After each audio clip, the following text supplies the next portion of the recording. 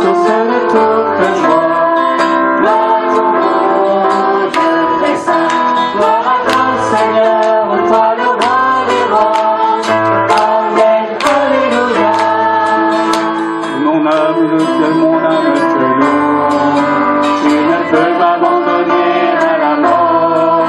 Tu m'apprendras le chemin de la vie, plénitude de la joie. Gloire à toi, Seigneur, source de toute joie. Gloire à ton nom, Dieu très saint. Gloire à toi, Seigneur, toi le roi des rois. Amen, alléluia. Gloire à toi, Seigneur, source de toute joie. Gloire à ton nom, Dieu très saint. Gloire à toi, Seigneur, toi le roi des rois. Amen, alléluia.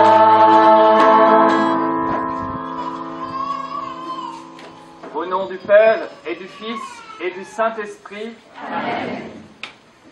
La grâce de Jésus notre Seigneur, l'amour de Dieu le Père et la communion de l'Esprit Saint soient toujours avec vous. Et avec votre esprit. Frères et sœurs, m'entendez-vous? Oui. Ok. Alors je voudrais vous dire bravo. Oui. Bravo.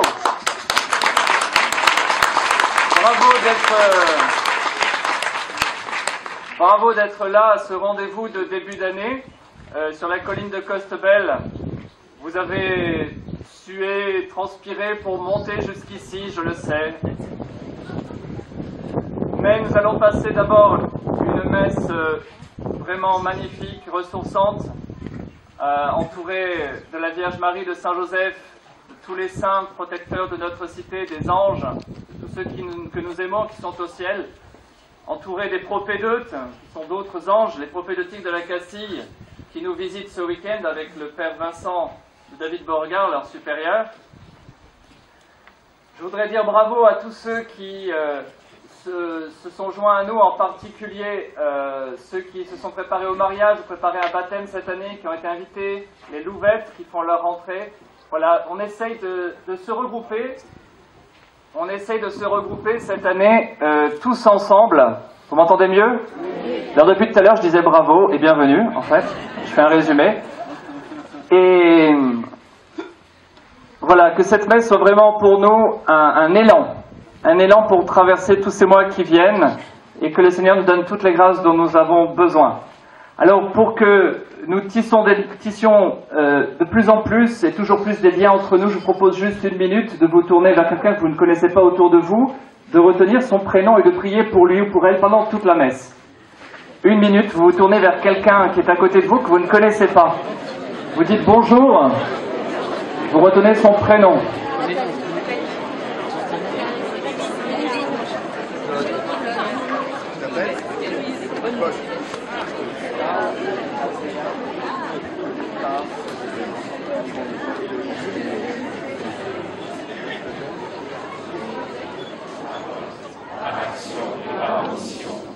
Oui, j'ai vraiment péché. C'est pourquoi je supplie la Vierge Marie, les anges et tous les saints, et vous aussi mes frères, de prier pour moi le Seigneur notre Dieu.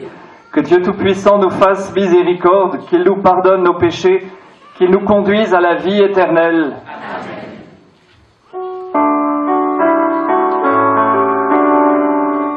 Kyrie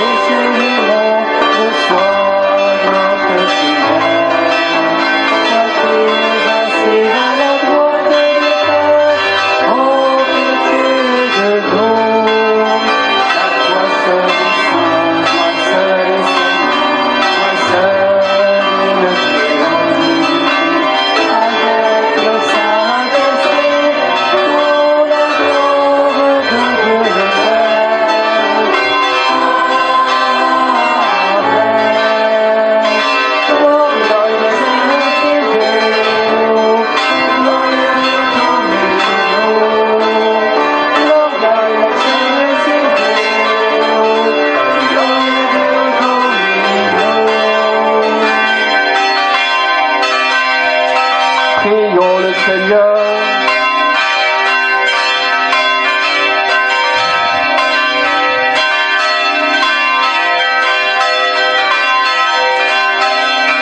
Dieu qui donne la preuve suprême de ta puissance, lorsque tu patientes et prends pitié. Sans te lasser, accorde-nous ta grâce. En nous hâtant vers les biens que tu promets, nous parviendrons au bonheur du ciel. Par Jésus-Christ, ton Fils, notre Seigneur et notre Dieu, qui règne avec toi et le Saint-Esprit pour les siècles des siècles.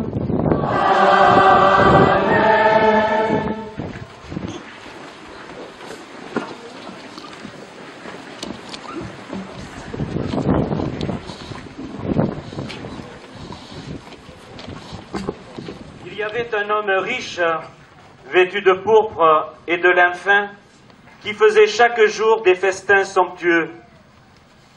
Devant son portail gisait un pauvre nommé Lazare, qui était couvert d'ulcères.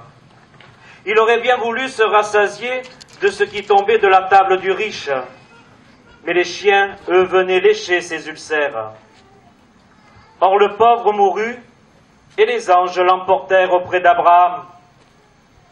Le riche mourut aussi, et on l'enterra.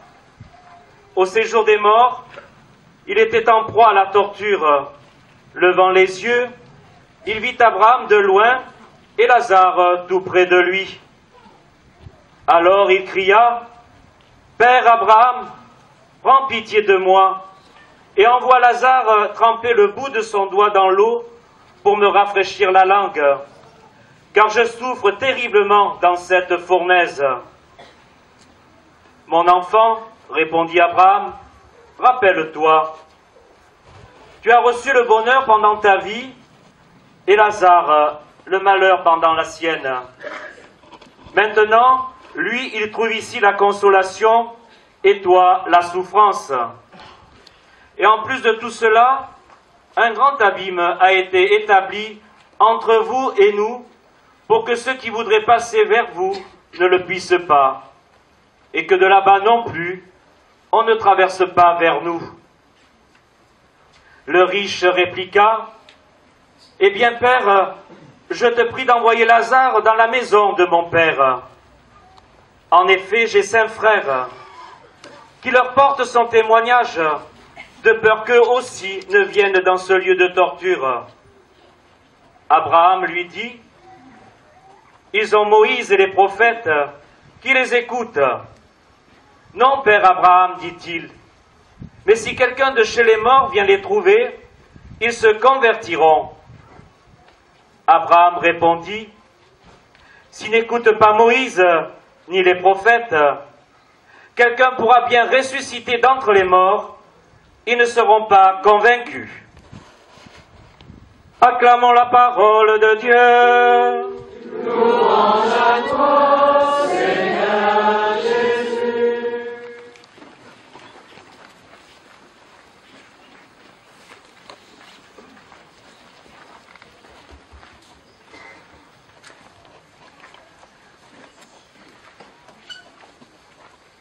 Vous allez bien? Ceux qui sont au soleil n'ont pas trop chaud? Ce matin, j'ai chaussé mes lunettes pour mieux vous voir, parce que je suis de plus en plus myope. C'est là qu'on sent que la vieillesse arrive. Mais quand même. Donc je chausse mes lunettes pour arriver à mieux voir. Et je vous vois. Et vous êtes très beau.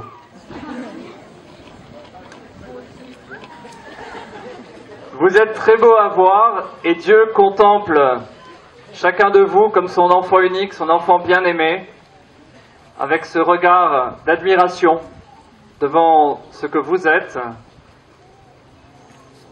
Car le contraire de l'amour, frères et sœurs, ce n'est pas la haine, c'est l'indifférence. Et Dieu n'est pas indifférent à ce monde. Et il nous demande de ne pas être indifférent à ce monde. Car le contraire de l'amour, ce n'est pas la haine, c'est l'indifférence. Nous sommes dans un monde vous le savez, vous l'avez constaté, vous le voyez, qui change très vite et qui va à toute vitesse. Le savoir, la connaissance que nous avons du monde explose. L'ensemble des connaissances double, paraît-il, tous les 6 ans. Et le savoir scientifique tous les 2 ans. Nous savons plus de choses que jamais personne n'en a jamais su dans l'histoire de l'humanité. Et pourtant sommes-nous dans un monde meilleur. Le climat change. On nous dit que dans quelques années, 10, 20 ans, 30 ans, la température aura augmenté de 1,5 ou 2 degrés. Cela nous paraît très peu de choses. Mais cela aura des conséquences extraordinaires sur le monde dans lequel nous vivons. La société change. Certains sont nés dans un monde où le christianisme était dominant, en régime de chrétienté. Nous sommes aujourd'hui dans une société pluraliste où d'autres religions, à côté de l'indifférence, de l'athéisme ou du matérialisme, se sont installées. Le monde change. Et je crois, avec Dieu, avec beaucoup d'hommes et de femmes de bonne volonté, que le changement, dans tel ou tel sens, n'est jamais inéluctable. Et que parfois, les choses tiennent à la décision d'une personne. C'est vrai dans notre vie, par exemple, c'est fou comme des petites décisions orientent complètement le cours de notre vie. Choisir telle ou telle filière d'études, choisir d'habiter dans telle ou telle ville ou de déménager, choisir telle ou telle personne pour passer sa vie ensemble et fonder une famille. Des choix apparemment simples déterminent toute notre existence. Et ce qui est vrai pour notre vie est vrai aussi pour le monde. C'est même vrai pour notre vie éternelle. Les choix que nous posons ou que nous ne posons pas aujourd'hui vont déterminer notre avenir, l'avenir de nos proches, l'avenir du monde et la vie éternelle. Imaginez que Napoléon ait gagné Waterloo. Imaginez que Henri de Chambord ait accepté le drapeau français.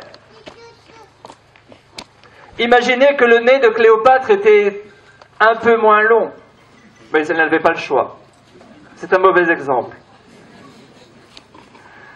Mais je crois très fort, avec ce que Jésus nous dit aujourd'hui dans l'Évangile, que nous avons le choix. Et que nous devons faire des choix. Nous sommes responsables, par la grâce de Dieu, bien sûr, parce que nous sommes dans sa main et guidés par lui, nous sommes capables de poser des choix de vie ou des choix de mort. Regardez l'homme riche de cette histoire, qui vit dans son palais, dans sa maison, dans sa bulle, et qui finit par ne plus voir son frère devant sa porte. Le mur ou l'abîme que lui-même décide de poser entre lui et son frère a des répercussions, nous dit l'histoire que Jésus raconte, jusqu'après sa mort. Mais il avait le choix, et il ne l'a pas posé. Il avait le choix de regarder son frère, il avait le choix de lui tendre sa main, il avait le choix de partager avec lui ce qu'il avait et ce qu'il était.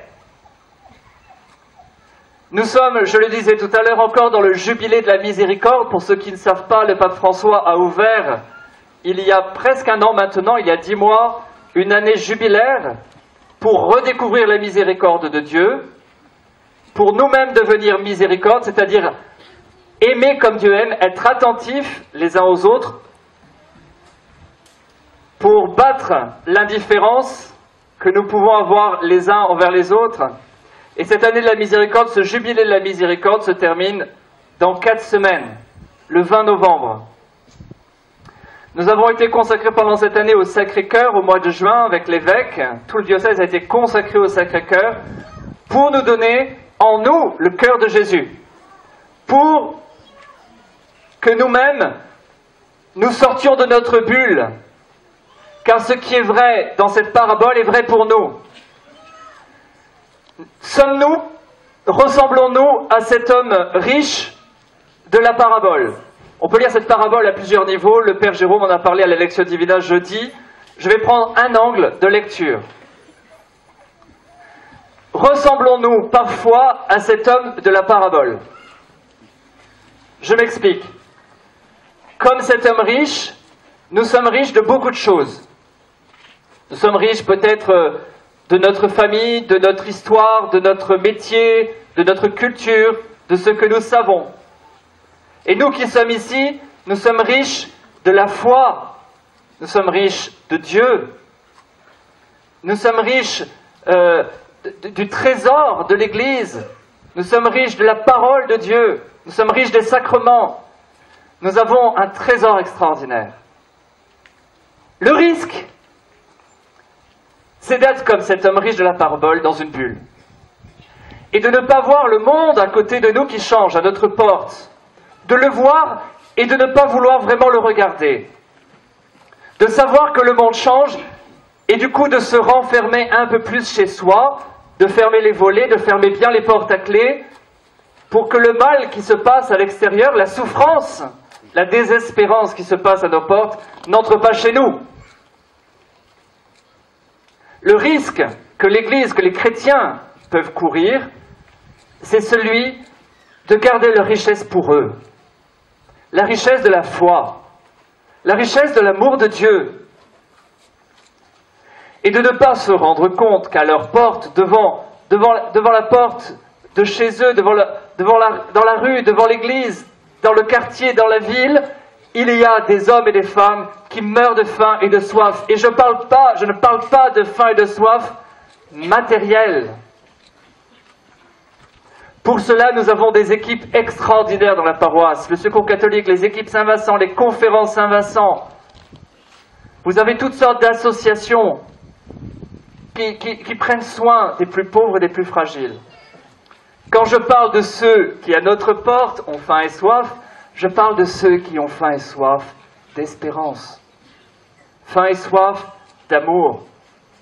Ceux qui sont pauvres de Dieu, qui n'arrivent pas à trouver Dieu et à trouver la foi.